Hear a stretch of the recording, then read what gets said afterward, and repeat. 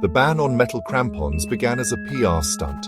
In 2032, after a viral video showed a climber summiting Everest barefoot, losing 3 toes to frostbite, the Nepalese government declared crampons inauthentic to the pure human experience. They passed the Ban on Metal Crampons Act, citing cultural preservation, though climbers whispered it was really to sell more permits. Everest had become a stage, and audiences craved chaos. By 2045, the rules had warped.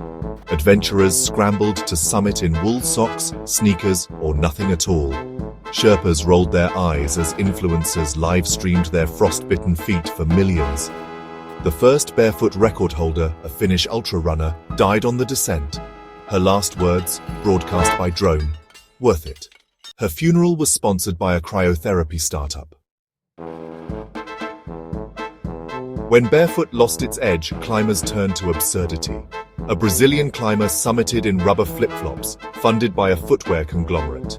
He left a trail of neon sandals as breadcrumbs for rescue teams. The summit photo, toes black, grin frozen, won a Cannes Lion Ad Award. Sherpas, now contractually obligated to carry branded gear, began striking. Activists tried to reclaim the narrative. A collective of Kathmandu artists summited in sandals woven from Everest's discarded oxygen tanks and frozen trash.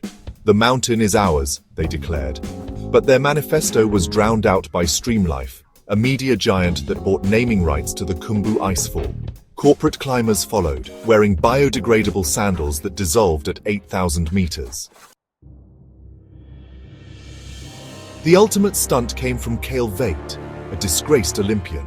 He climbed Everest in rocket-powered ice skates, a feat bankrolled by Everest Plus, a subscription service for premium suffering. Halfway up, his skates malfunctioned, carving a mile-long gash into the Lhotse face. The ice held. The crowd went wild.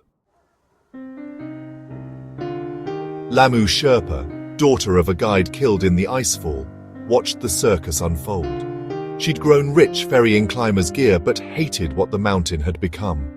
One night, after hauling a TikToker's selfie drone to Camp 4, she snapped. Using her savings, Lhamu funded a secret expedition. No permits, no sponsors, no audience. She climbed alone, wearing her father's rusted crampons, technically illegal, but she no longer cared. On the summit, she buried a handwritten note inside an empty oxygen canister. "Records are cages.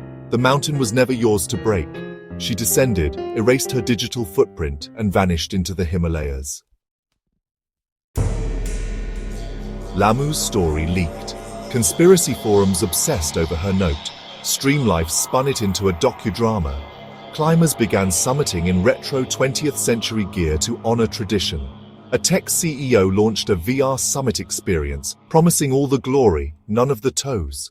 And the ice slowly kept melting. They climbed in digital perfection,